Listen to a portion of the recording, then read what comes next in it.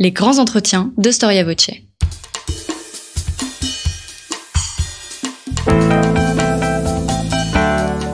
Une émission de la rédaction de Storia Voce.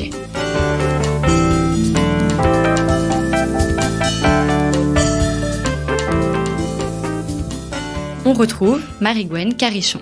Chers auditeurs, bonjour et bienvenue sur Storia Voce pour une nouvelle émission de nos grands entretiens. Bien que reconnu comme apocryphe aujourd'hui, on attribue à Napoléon III une phrase qui apparaît assez révélatrice et éclairante pour comprendre cette époque si charnière et si complexe qu'est celle du Second Empire. L'impératrice est légitimiste, Morny est orléaniste, le prince Napoléon est républicain et je suis moi-même socialiste. Il n'y a qu'un seul bonapartiste, c'est Persigny et il est fou. Alors qu'on définit communément la monarchie et l'empire comme le gouvernement d'un seul et de son entourage, la sensibilité politique du gouvernement de Napoléon III semble pourtant désaccordée. Entre 1851 et 1870, le Second Empire est un gouvernement, une société, une période tiraillée entre les souvenirs du Premier Empire dans ses gloires comme dans ses défaites et l'aspiration au progrès et au renouveau. Le Second Empire, ce n'est pas seulement l'histoire d'une famille impériale et de son peuple. De grands personnages l'ont traversé, lui ont donné son éclat, éveillé son idée et pensé son renouvellement, consolidé ses fondements ou fissuré sa structure, pleuré sa chute ou précipité sa fin. Aujourd'hui, nous recevons l'un des meilleurs historiens du Second Empire au micro de Storia Voce. Éric Anceau, bonjour. Bonjour. Merci d'avoir accepté notre invitation. Vous venez de publier aux éditions Talendier un ouvrage sur 25 figures qui ont, je cite le titre de votre livre, fait et défait le Second Empire. Une première question, Éric Anceau. Quel est l'intérêt historiographique d'aborder une période, donc le Second Empire, par les biographies des personnages qui l'ont composé ? Eh bien, je dirais que j'ai publié, voici 10 ans de cela, une biographie consacrée à Napoléon III, à l'occasion du bicentenaire de sa naissance, chez Talendier, le même éditeur qu'aujourd'hui, et cette biographie a été republiée 4 ans plus tard en livre de poche. On a, vous l'avez rappelé dans votre préambule, un régime qui est très vertical, un régime qui est très personnel, et pourtant, nous sommes loin des dictatures telles qu'on les connaîtra au XXe siècle, à savoir que Napoléon III ne pouvait pas tout faire lui-même et donc il était appuyé sur un réseau. Il a dû également composer bien évidemment avec les chefs d'État étrangers et s'ajoute à cela le fait que vous avez dans le domaine économique, dans le domaine culturel, dans le domaine littéraire, quelques très très grandes personnalités qui ont animé en fait ce milieu du 19e siècle. Donc il s'agissait de proposer une vue, je dirais, éclatée, kaléidoscopique en fait de la période, mais bien évidemment, et même si le personnage n'a pas de chapitre dans le livre, il apparaît quasiment à toutes les pages, il s'agit de Napoléon III, et voilà pourquoi, avec notre éditeur, nous avons pris le parti de le faire figurer au centre de la couverture, entouré de 6 personnalités, 3 hommes et 3 femmes, le temps le veut, donc il fallait ici la parité. Avant d'aborder donc tous ces personnages, enfin quelques personnages donc que vous nous amenez à étudier dans votre ouvrage, est-ce que vous pourriez nous dire quelques mots sur le Second Empire qui sont nécessaires d'avoir en tête pour mieux pouvoir comprendre notre émission ? Eh bien, le Second Empire est un régime qui a été longtemps très méconnu par l'historiographie. Pourquoi ? Parce que c'était un régime qui servait de contrepoint aux différentes républiques qui lui ont succédé. Donc la vision qui en était donnée était une vision très très biaisée, très négative. Alors bien évidemment, un certain nombre de choses qui étaient dites étaient fort justes. C'est le régime quand même qui naît d'un coup d'État, on ne peut pas le nier, le coup d'État de décembre 1851, réalisé par le président qui devient ensuite empereur, Louis-Napoléon Bonaparte, Napoléon III. C'est un régime qui se caractérise d'une certaine façon par la fête, par le luxe, et enfin c'est un régime qui amènera une catastrophe militaire finale avec l'amputation du territoire national de l'Alsace et de la Moselle. Mais le Second Empire, c'est aussi beaucoup d'autres choses. C'est l'apprentissage du suffrage universel masculin. Et de ce point de vue, c'est la démocratisation des institutions politiques.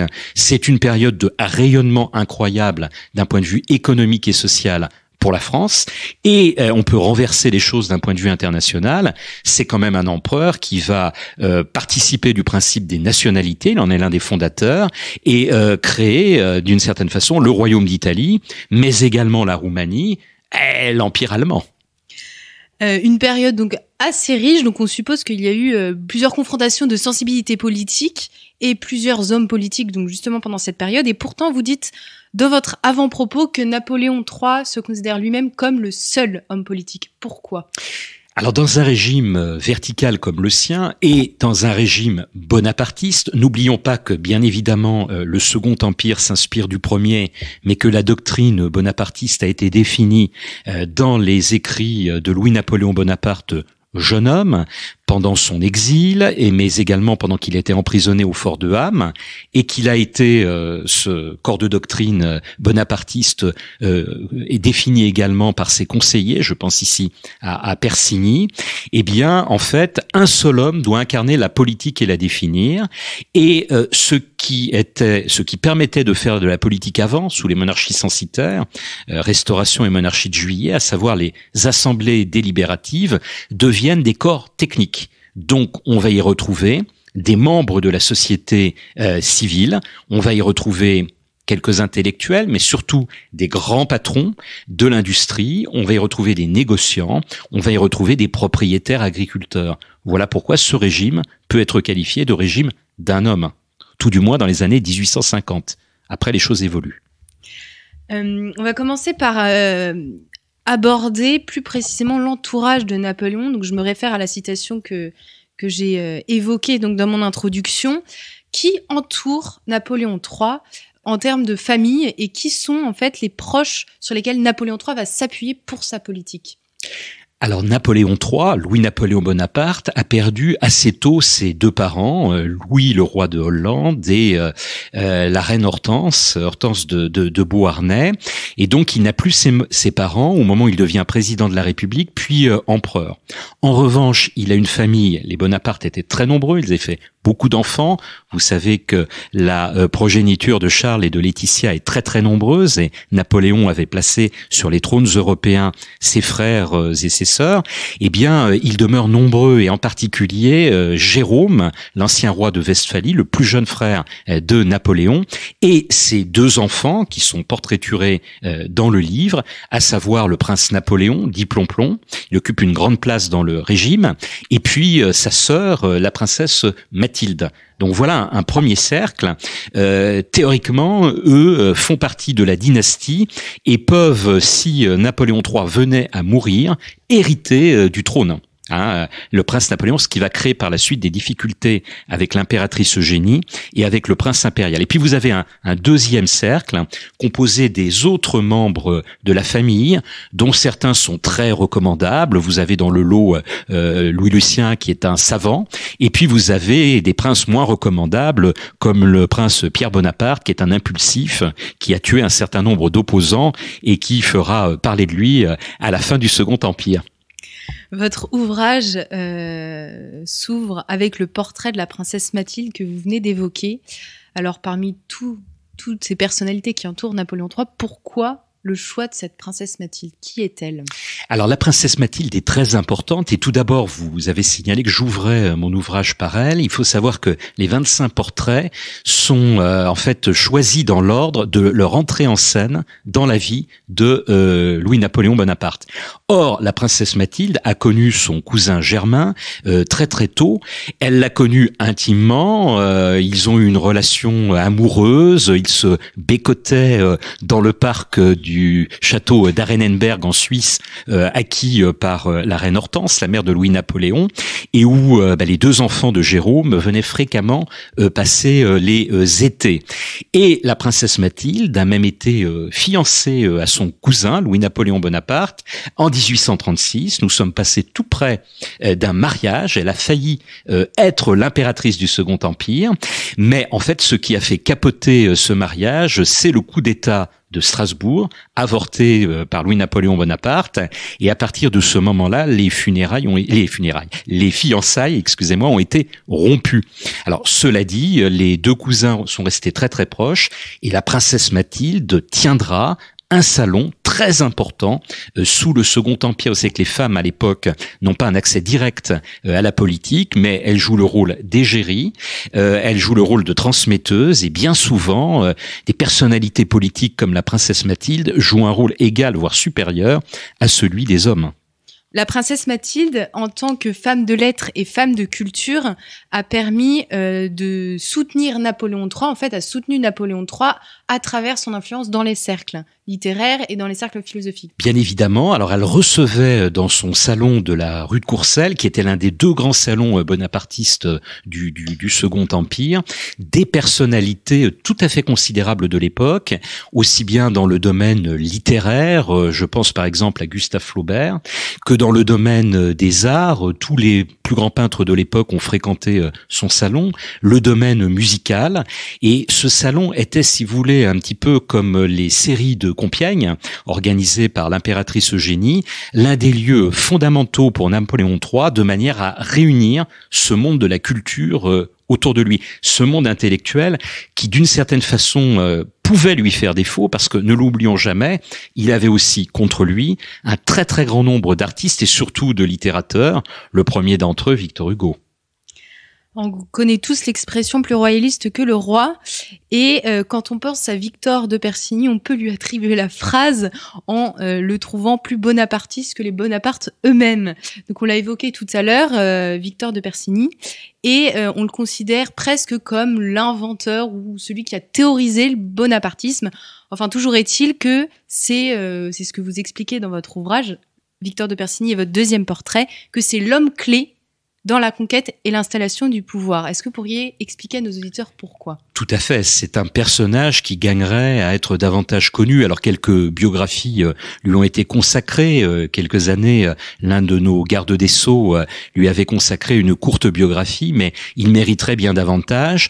Persigny est un aventurier, c'est un aristocrate en rupture de ban, qui a été dans ses jeunes années, par le milieu dont il était originaire, légitimiste, mais très rapidement il s'est séparé de ses idées politiques pour rallier le camp des républicains, avec une forme d'insatisfaction du côté du républicanisme, et il va faire la connaissance en fait de Joseph, le frère aîné de Napoléon, puis de Louis-Napoléon Bonaparte, et il va trouver chez ce jeune prince, nous sommes au milieu des années 1830, qui a en fait son âge, eh bien l'homme qui est le successeur en quelque sorte de Napoléon, et il va tout faire pour lui permettre d'accéder au pouvoir.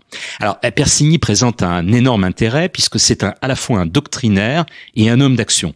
C'est lui qui véritablement, dans plusieurs écrits, dans une revue qu'il a fondée, définir le corps de doctrine avec Louis-Napoléon Bonaparte du bonapartisme, et il va être l'un des instigateurs des coups d'État de Louis-Napoléon Bonaparte, en particulier celui de 1840, autre tentative avortée, celui de Boulogne.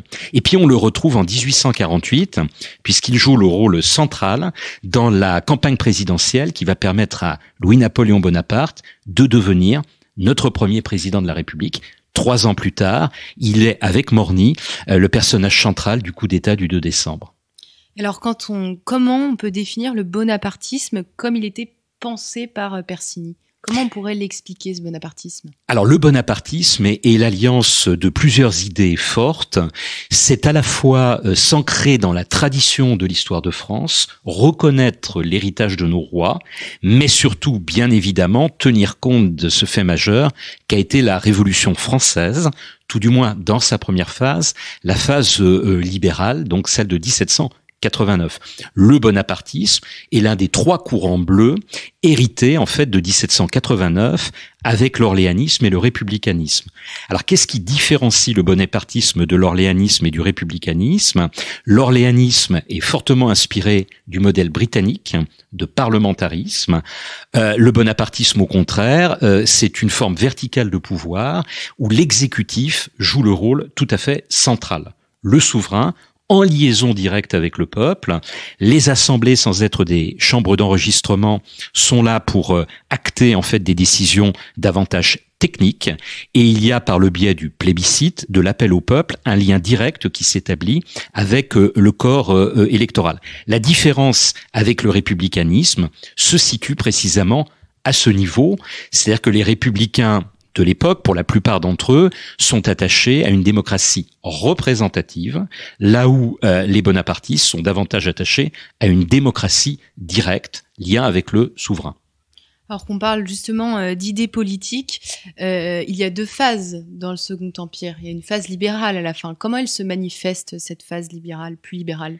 Alors il y a, je dirais, plutôt trois moments. Vous avez une période indéniablement qui est une période autoritaire, qui court, je dirais, du coup d'État et de la proclamation du Second Empire, le 2 décembre 1852, jusqu'au tournant de 1860. Puis après, vous avez une très longue phase de libéralisation du régime qui s'accomplit non sans retour, puisque dans l'ouvrage, je présente un homme comme Rouher. Ne jamais oublier que dans cette phase de libéralisation, celui qui est aux manettes et qui a de plus en plus de pouvoir, car Napoléon III est malade, il a la maladie de la pierre, il prend de l'opium et donc il a un gouvernement par intermittence, et le ministre d'État, Eugène Rouher, qui lui-même est un partisan de l'empire autoritaire. Donc la phase qui court de 1860 à 1869 est une période très complexe, certes de libéralisation, mais également de retour en arrière. Et puis vous avez une troisième phase, c'est l'extrême fin du régime, à partir de 1869, qu'il est convenu d'appeler l'Empire libéral, où là vous avez un régime semi-parlementaire qui se met en place, et où d'ailleurs c'est très intéressant, les orléanistes que j'évoquais tout à l'heure, eh bien vont pour beaucoup d'entre eux s'allier avec les bonapartistes. Certains regardent les choses d'un petit peu loin, comme Thiers qui a son portrait dans l'ouvrage, mais d'autres s'allient plus nettement et se rallient, comme Prévost-Paradol, en fait, au régime impérial. Alors j'aimerais qu'on reste justement sur l'étude des soutiens et des amis de Napoléon, et pour ce faire, on va faire un saut dans le temps, parce qu'on peut malheureusement pas étudier et parler de tous ces beaux portraits. Et je voudrais vous inviter à nous parler de la de la reine Victoria, que vous intitulez la souveraine amie de Napoléon III. Donc en fait, ce serait son amie hors de la France et son soutien pendant tout le règne ou seulement pendant une période? Alors je dirais même son amie intime, parce que ce qui est tout à fait fascinant, c'est de savoir que la reine Victoria tenait un journal, ou un journal intime, dans lequel elle se dévoilait, et elle évoque dans des termes extrêmement chaleureux, en fait, Napoléon III. Alors en fait, elle l'a connu assez tard, elle en a entendu parler dans une première phase de son règne, c'est un règne très très long, le règne de la reine Victoria, qui démarre en 1838 pour s'achever en 1901. Elle va le découvrir en 1855 lorsque le souverain français va l'inviter à l'exposition universelle de Paris. Et à partir de ce moment-là, une véritable entente cordiale va se nouer entre les deux pays, par le biais de leurs souverains.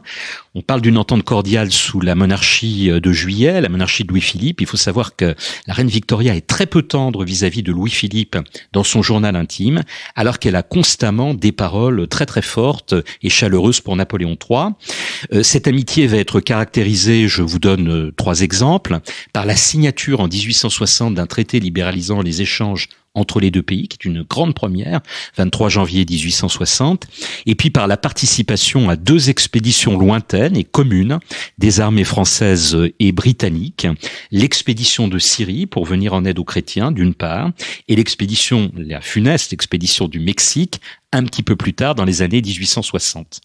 Alors les relations se tendront un petit peu en certaines circonstances, mais c'est davantage parce que les 2 souverains sont liés par leurs opinions publiques que parce que les relations se tendent entre eux. 2 exemples, l'attentat d'Orsini qui a été piloté depuis l'Angleterre, et là en 1858, eh bien la France et l'Angleterre sont un petit peu brouillées, et puis plus tard la guerre de 1870, mais ici le rôle de Bismarck qui jette de l'huile sur le feu entre la France et l'Angleterre est évidemment éminemment néfaste. Oui, donc Napoléon III a des amis intimes, même à l'étranger. C'est pas du tout un homme isolé. Non. Et j'aimerais qu'on revienne en France. Est-ce que vous pourriez faire un point sur les principaux adversaires politiques de Napoléon III sur la période? Combien on peut en dénombrer, et quels sont-ils et à quel mouvement se rattachent-ils, mouvement politique? Alors, c'est très difficile à chiffrer dans les sphères, on va dire, élitaires, le nombre d'ennemis, parce que vous avez en fait, pour ceux qui s'intéressent à la vie politique de tout temps, c'est bien connu, un entre-deux qui est majoritaire et des gens qui ont certes des convictions, mais qui, par intérêt, ou on va habiller ça d'une autre forme, par intérêt de la France, sont tout prêts à se rallier à un régime, à un chef de l'État, qu'il soit empereur, roi ou président de la République. Et c'est cet entre-deux, en fait, qui est à tout moment de l'histoire, me semble-t-il, en tout cas dans l'époque contemporaine, majoritaire. Ce qu'on peut dire, c'est que à l'époque, il n'y a pas de sondage d'opinion, mais en revanche, il y a des consultations électorales très très nombreuses, qu'il s'agisse des élections législatives ou des plébiscites, qui est une marque de fabrique des régimes impériaux. Et on voit que le soutien à l'empereur Napoléon III est massif, y compris lorsque on abandonne la candidature officielle et l'instrumentalisation des élections, comme en mai 1870, on a un plébiscite à ce moment-là, et les constitutionnalistes vous diraient que ce plébiscite a tout d'un référendum, donc il est assez libre, et on voit que le soutien est massif au régime. Alors, il n'en demeure pas moins qu'il y a des opposants qui appartiennent, pour faire simple, à trois grandes familles politiques, trois rameaux, à savoir les légitimistes d'une part, les partisans de la branche aînée des Bourbons, le prétendant à ce moment-là est le comte de Chambord, Henri V, qui est en exil, bien évidemment. Le deuxième rameau, c'est le rameau orléaniste, dont le chef de famille est à l'époque le jeune comte de Paris, donc les héritiers en fait de Louis-Philippe.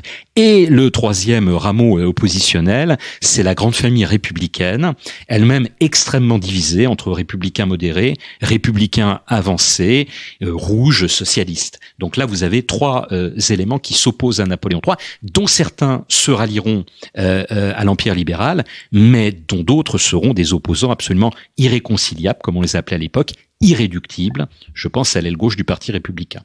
Et on peut penser tout naturellement à Léon Gambetta. Et Napoléon III avait dit donc de ce personnage, ce Gambetta a vraiment beaucoup de talent. N'y aurait-il pas un moyen de le calmer? Il était connu pour sa verve et son enthousiasme pour défendre ses intérêts politiques. Gambetta qui en 1848 s'exclame avec la foule Viva Cavaignac, à bas Bonaparte. Il déteste le bonapartisme et Napoléon III. Et il aura même un vrai poids justement dans cette vie politique pour discréditer Napoléon III. Qu'est-ce que vous pouvez nous dire de ce Gambetta sur sa méthode d'action politique justement pour discréditer le pouvoir? Alors, vous évoquez 1848. En 1848, Gambetta est encore très jeune. C'est un enfant. Il appartient à la génération qui est née sous la monarchie de Juillet, qui n'a pas connu, bien sûr, la Révolution, le Consulat et l'Empire.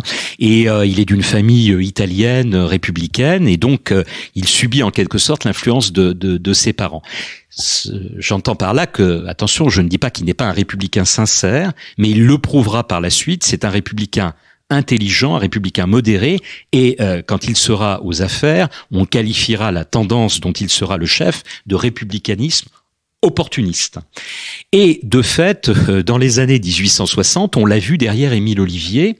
Émile Ollivier, qui est un républicain en cours de ralliement, il est l'un de ceux qu'on appelle les jeunes oliviers, les jeunes rameaux de l'olivier, pour filer la métaphore. Et peut-être, j'emploie le conditionnel, se serait-il rallié à Napoléon III s'il n'y avait eu l'affaire de la souscription Bodin, où, avocat des accusés, il allait prononcer cette très très grande plaidoirie qui va avoir un retentissement à travers toute l'Europe, où il compare Napoléon III et ceux qui l'entourent à Catilina et à la tourbe qui l'entourait.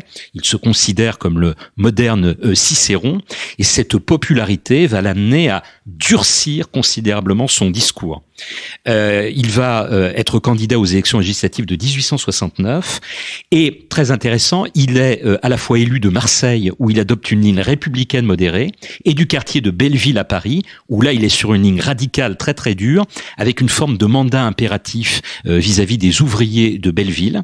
Mais Léon Gambetta, et en cela il est un républicain atypique de l'époque, et pour une forme de verticalité du pouvoir, un exécutif fort, et on le sait par la correspondance qu'il a entretenue avec divers amis, dont Jules Ferry, et qui a été publiée. Ça l'oppose à Jules Ferry de ce point de vue. Il est partisan du référendum. Alors, l'Empire entrave cette marche vers cette république référendaire qu'il souhaiterait, et il prononcera en janvier 1870, au moment de l'Empire libéral, cette phrase restée célèbre devant Émile Ollivier, qui appelle Gambetta à se rallier à l'Empire libéral. Non, il n'en est pas question. Vous n'êtes qu'un pont entre la République du passé et la République de l'avenir. Il prophétise une nouvelle République, et il s'y voit bien évidemment jouer un très très grand rôle. Certains opposants de Napoléon III, autant se sont ralliés à son gouvernement après le tournant libéral, autant Léon Gambetta, de ses 5 ans à sa mort, est resté un opposant farouche. Il n'a jamais rien pardonné à Napoléon III. Exactement, tout à fait. C'est un opposant farouche. Alors après, il conclura au début de la Troisième République des alliances conjoncturelles, en particulier pour faire passer les lois constitutionnelles et installer la République, avec les orléanistes et même avec certains bonapartistes.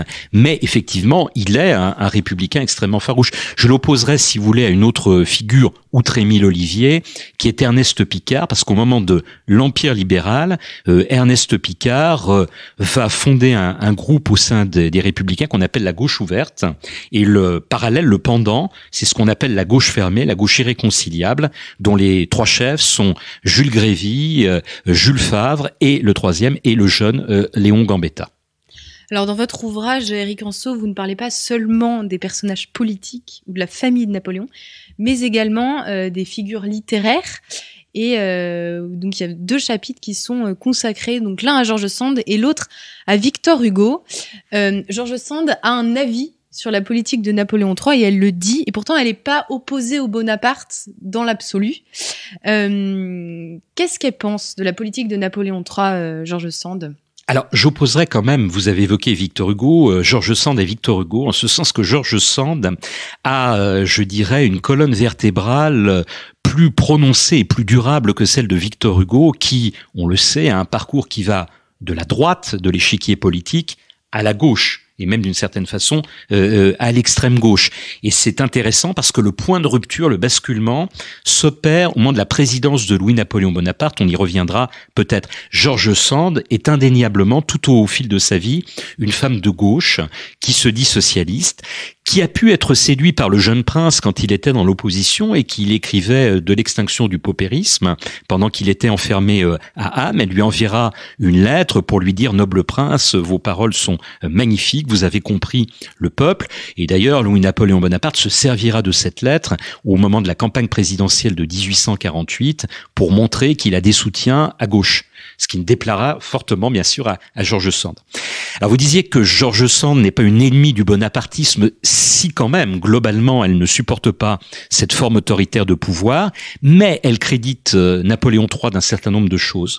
Tout d'abord, lorsqu'elle va le rencontrer en 1852 pour essayer de faire libérer un certain nombre de ses amis politiques qui ont été emprisonnés au lendemain du coup d'État, elle le voit pour la première fois, eh bien, elle va voir devant elle un homme extrêmement humain, bon, et elle va chercher à le dédouaner de ce qui se passe en disant, bah voilà, c'est son entourage qui lui impose de mener cette politique, mais lui-même, s'il était libre, serait beaucoup plus libéral vis-à-vis de ses opposants. Et puis surtout, George Sand, comme beaucoup de républicains à l'époque, est très attaché au principe des nationalités, et elle crédite Napoléon III de sa politique des nationalités. Au moment de la guerre d'Italie, en 1859, elle va publier une petite brochure pour soutenir en fait l'indépendance de l'Italie vis-à-vis de l'Autriche et soutenir en quelque sorte la politique que mène en Italie Napoléon III. Il est quand même le grand meneur d'ordre dans cette guerre d'Italie, les batailles de Magenta et de Solferino. Et justement, à la fin du règne de Napoléon III, George Sand dira « Il s'est agité toute sa vie pour réaliser les rêves superstitieux d'une ambition démesurée ». Donc elle a quand même des mots très forts, George Sand, contre Napoléon III. Est-ce qu'elle croit quand même au régime impérial ? Alors, elle croit à certains moments donnés à sa durée et à d'autres, elle émet des doutes. Donc, pour elle, ce sont des moments d'espoir sur sa durée. Parce que, bien évidemment, à certains moments, ce régime, surtout vers la fin, est extrêmement contesté. Et au moment de la guerre de 1870, elle voit assez tôt, parce qu'elle est très ancrée dans une réalité de la France périphérique, pour reprendre un terme d'aujourd'hui. Dès qu'elle retourne dans le Berry, eh bien, elle voit que les paysans qui jusque-là soutenaient Napoléon III, dès les premières défaites fait en août, se mettent à contester son pouvoir, la versatilité des Français. Mais ce qui est très intéressant chez George Sand, et après la chute de Napoléon III, elle le montre très très bien dans certains de ses écrits, c'est qu'elle oppose constamment l'homme, qu'elle juge très très humain, un bonhomme, dit-elle, à son régime qu'elle réprouve complètement.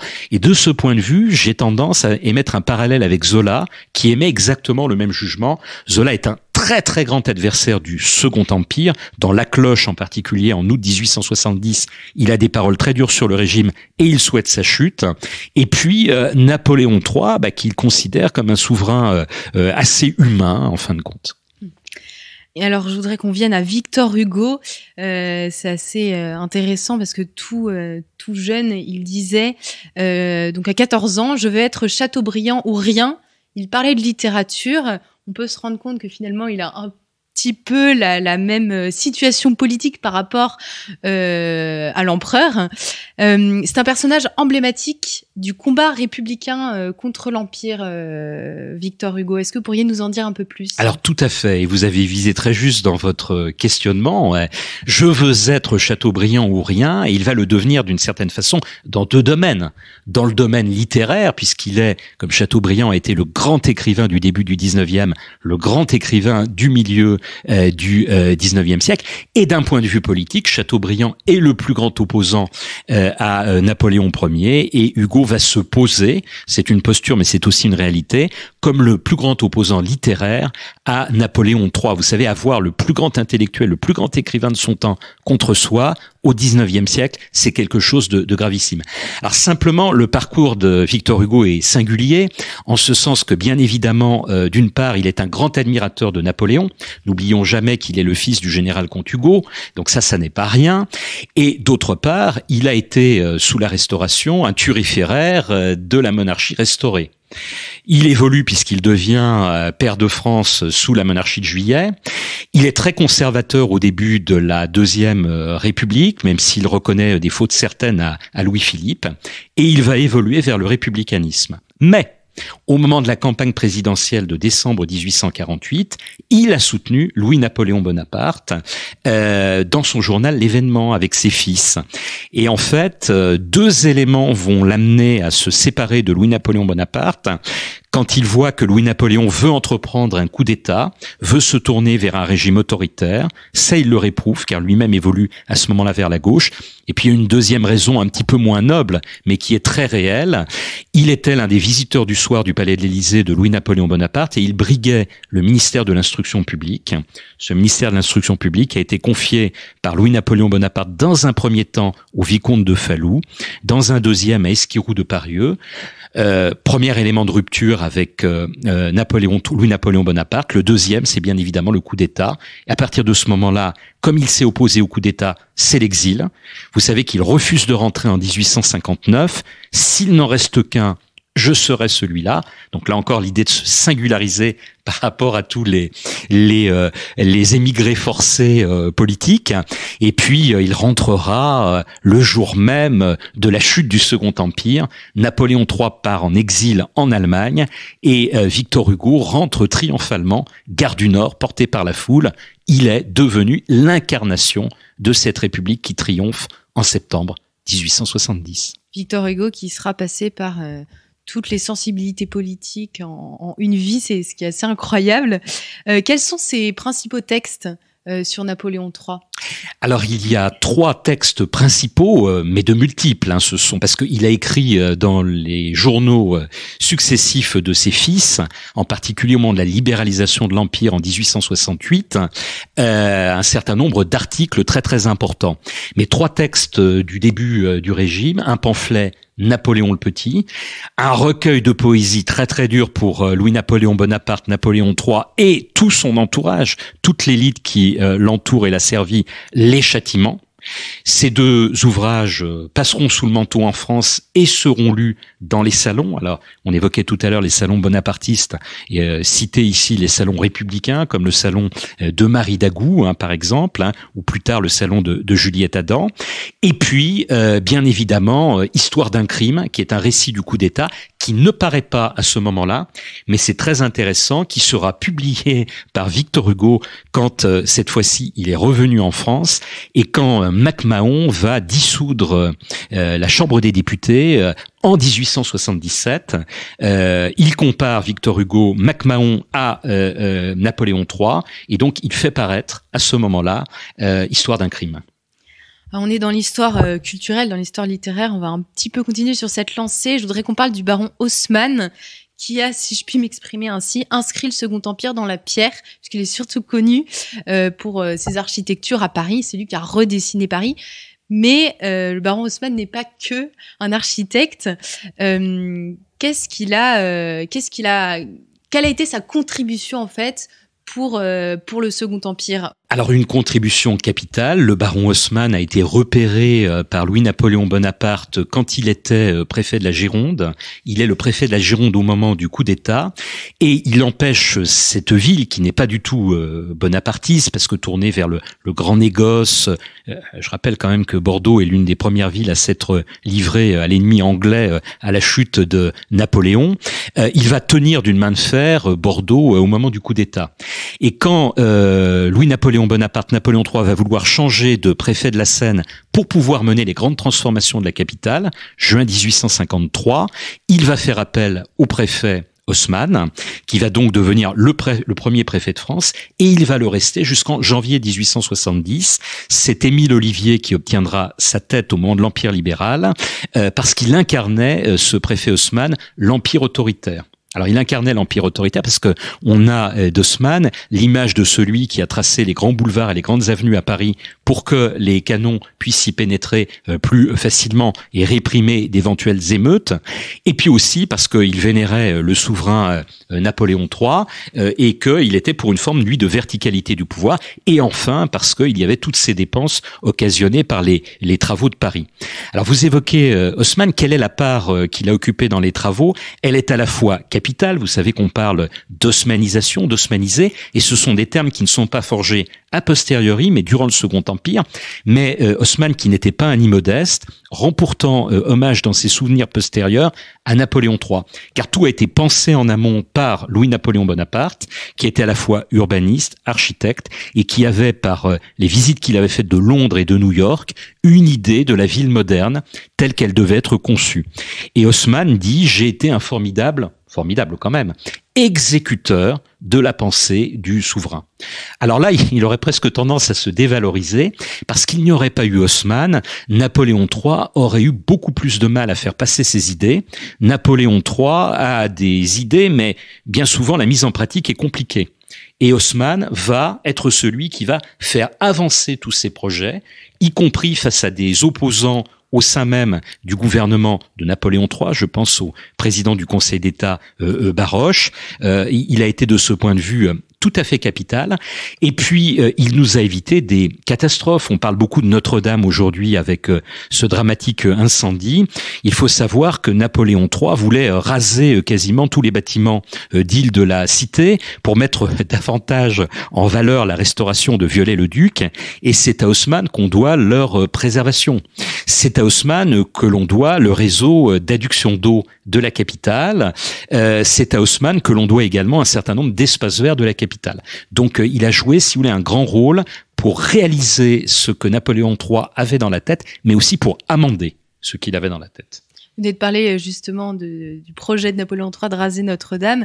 De raser les bâtiments qui entouraient Notre-Dame. De raser les bâtiments. Enfin, en fait, le Paris médiéval. Oui. Les travaux d'Haussmann ont été assez difficilement acceptés par le peuple parisien. Et je me souviens d'une citation de Victor Hugo que je n'aurais pas en entier, mais qui pleurait justement sur ce Paris rasé en disant que le cœur d'une ville changeait beaucoup trop vite, qu'il n'arrivait pas à justement se faire à ce nouveau Paris duquel aujourd'hui on est très très habitué. Est-ce que c'était le cas aussi pour les travaux de Viollet-le-Duc que vous évoquez dans votre ouvrage. Alors, les travaux de Viollet-le-Duc, c'est un petit peu différent. Je dirais que c'est davantage l'élite là qui était hostile, parce que Viollet-le-Duc est un homme d'avant-garde et il a une relecture en fait du Moyen-Âge qui déplaît un certain nombre à l'époque de conservateurs. Alors aujourd'hui, ceux qui soutiennent Viollet-le-Duc, j'en fais partie d'ailleurs, pour une restauration en l'état de Notre-Dame, seraient qualifiés de conservateurs par rapport à d'autres projets modernes. Mais à l'époque, il est considéré comme un révolutionnaire,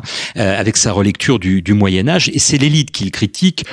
Tout ça n'entre pas dans les controverses et au niveau populaire.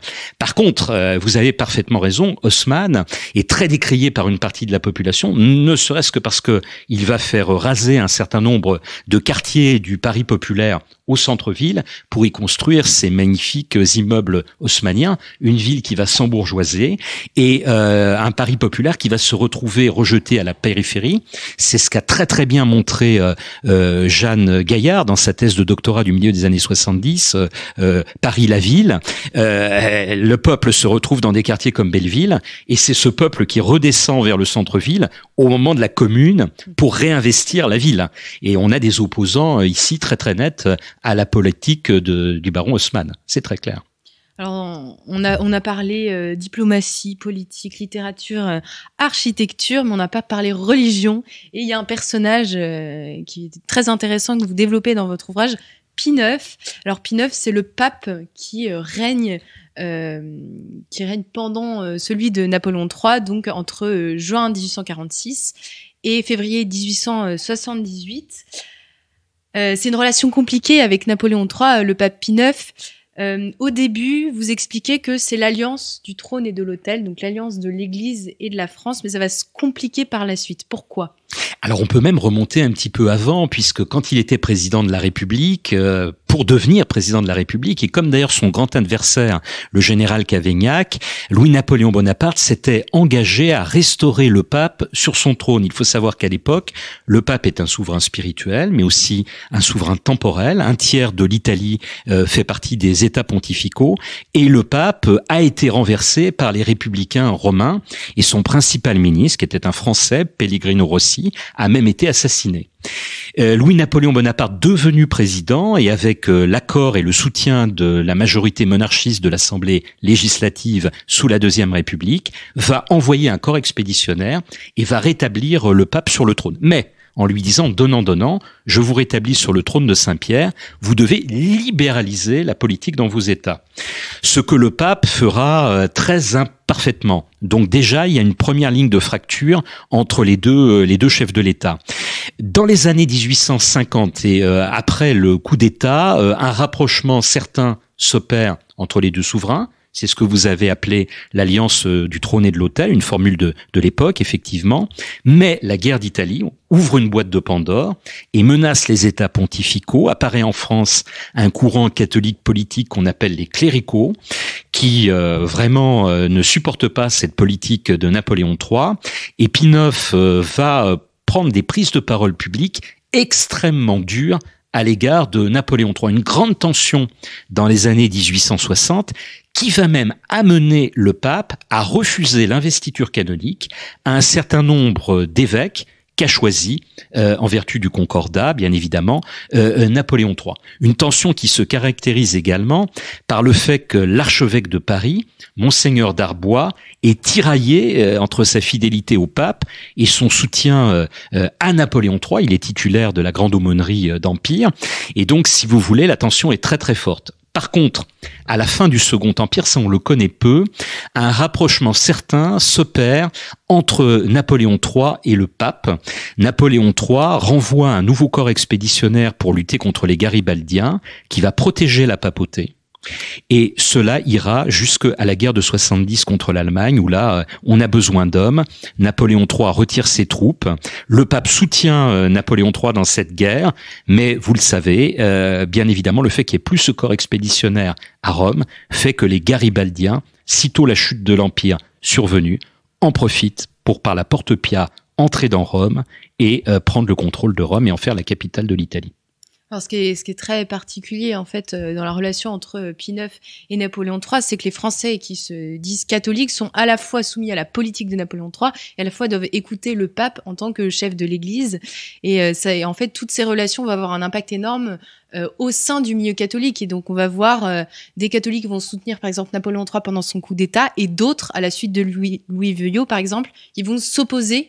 Et alors, quelle est l'ambiance entre les catholiques, justement, sous le Second Empire? Comment ils se définissent? Alors, effectivement, mais attention, au moment du coup d'État, ce sont plutôt les catholiques libéraux, je pense à Montalembert, qui s'opposent là véritablement à ce coup d'État en tant que libéraux. En revanche, Louis Veuillot, qui est davantage ultramontain et autoritaire, va soutenir, bien évidemment, comme le pape lui-même, ce coup d'État. Je crois qu'une immense majorité des catholiques français, il y a des études nombreuses qui l'ont montré, dans les années 1850, sont derrière Napoléon III, surtout que Napoléon III augmente très fortement le budget des cultes. C'est ce qu'a montré Jean-Michel Legnaud, entre autres, qui est le meilleur connaisseur du budget des cultes. Et puis Napoléon III va prendre des initiatives extraordinaires, construction d'un certain nombre d'édifices religieux. Je pense à Notre-Dame de la Garde, je pense à la cathédrale majeure de Marseille, je pense plus tard à son grand voyage en Bretagne, à l'érection de l'évêché de Rennes en archevêché de Rennes, ou bien encore le pèlerinage de Sainte-Anne d'Auray. Donc, si vous voulez, les années 50 sont véritablement, je reprends l'expression, une période d'alliance du trône et de l'autel où l'immense majorité des catholiques est derrière Napoléon III. Par contre, c'est vrai, dans les années 1860, les choses sont beaucoup plus compliquées. Je serais tenté de dire, les catholiques, même ceux qui étaient opposants, viendront pour beaucoup d'entre eux à regretter Napoléon III après septembre 1870. On sait ce qu'on perd, mais on ne sait pas ce qu'on gagne. Exactement, je ne vous le fais pas dire. Votre dernier chapitre, donc le chapitre 25, vous le consacrez bien évidemment au prince impérial, qui est en fait le seul Bonaparte qui avait vraiment été élevé pour régner et finalement qui va être adoré, comme vous le dites, mais foudroyé. Alors, quelle va être la vie en fait du prince impérial, seul fils, si je me trompe pas, de Napoléon III et d'Eugénie? Ah oui, seul fils des deux, seul fils légitime, mais Napoléon III a eu également des enfants illégitimes avant de monter sur le trône, et qui sait, peut-être en découvrira-t-on, je ne crois pas en fait, après qu'il ait été empereur. Oui, alors ce jeune prince, en 1856, les couches sont passées très très difficilement pour l'impératrice Eugénie, qui avait perdu un premier enfant, eh bien ne l'amènera pas à avoir un autre enfant. Et donc il est le fils unique qui va être couvé, élevé, comme vous l'avez très très bien dit, dans l'idée un jour de monter sur le trône, à tel point qu'en 1868, par un testament secret, Napoléon III, qui est très malade à l'époque et vieillit prématurément, envisage d'abdiquer en 1874, lorsque son fils aura 18 ans, en sa faveur. Donc l'enfant est élevé dans l'idée qu'il montera très rapidement sur le trône. Et puis catastrophe, septembre 1870, le prince est considéré par beaucoup, y compris dans les milieux bonapartistes, comme un prince falot. En fait, il n'en est rien. À la mort de son père, et il le montre dans le manifeste qu'il va rédigé à ce moment-là, il a une vision politique très très nette des choses, mais c'est un destin foudroyé, puisque ne pouvant rentrer en France et servir comme il le voulait dans l'armée française, il s'engagera dans l'armée britannique et il ira combattre les Zoulous révoltés en Afrique australe contre la puissance britannique, et vous le savez, il mourra transpercé de plus de 30 coups de saguet en juin 1879.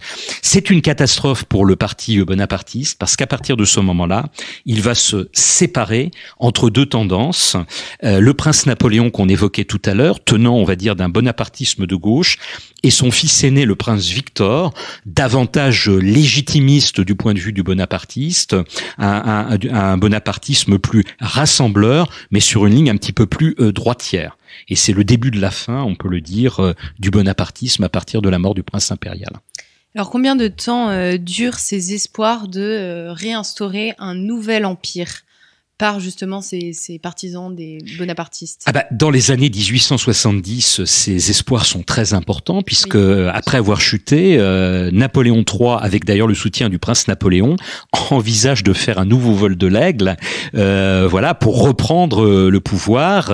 Le coup d'État est très avancé. Il y a même des soutiens dans l'armée française devenue armée républicaine. Donc, mais malheureusement, la maladie de la pierre va empêcher Napoléon III de tenter malheureusement pour lui, ce coup d'État. Il se fait opérer dans l'espoir d'être libéré de cette pierre et il meurt dans l'opération. Alors par la suite, les bonapartistes connaissent des hauts et des bas. Ils sont très puissants dans les élections. Dans les années 1874-1875, ils gagnent énormément d'élections partielles et on pense qu'ils vont pouvoir reprendre par la voie électorale le pouvoir. C'est l'une des raisons d'ailleurs pour lesquelles les lois constitutionnelles de la République bannissent l'idée d'un recours au référendum parce qu'on a trop peur justement d'un succès bonapartiste et qu'on se dirige donc vers un régime de gouvernement vraiment très représentatif où l'Assemblée a la main. 2 assemblées qui plus est. Et puis, d'année en année, de consultation électorale en consultation électorale, surtout à partir de 1879, mort du prince impérial, division des bonapartistes, les bonapartistes perdent du terrain jusqu'au ralliement des bonapartistes à la République, avec le ralliement du pape lui-même, Léon XIII, au début des années 1890. Donc là, je dirais, tout est mort pour une restauration bonapartiste. 1870, donc date qu'on peut élire comme la fin des espoirs, comme marquant la fin des espoirs bonapartistes. Les 2 décennies qui suivent. Disons qu'à partir de 1890, tout est fini. Merci beaucoup, Éric Anseau, de nous avoir invités à contempler cette galerie de portraits. Le Second Empire est définitivement une période complexe, charnière, que l'on ne peut pas comprendre sans comprendre les grands personnages qui l'ont traversé. Grands personnages que je vous invite, chers auditeurs, à découvrir ou redécouvrir en vous procurant donc le livre d'Éric Anseau aux éditions Talendier. Je vous rappelle le titre, ils ont fait et défait le Second Empire. Merci à tous et à tous pour votre fidélité et à très bientôt pour une nouvelle émission de Storia Voce.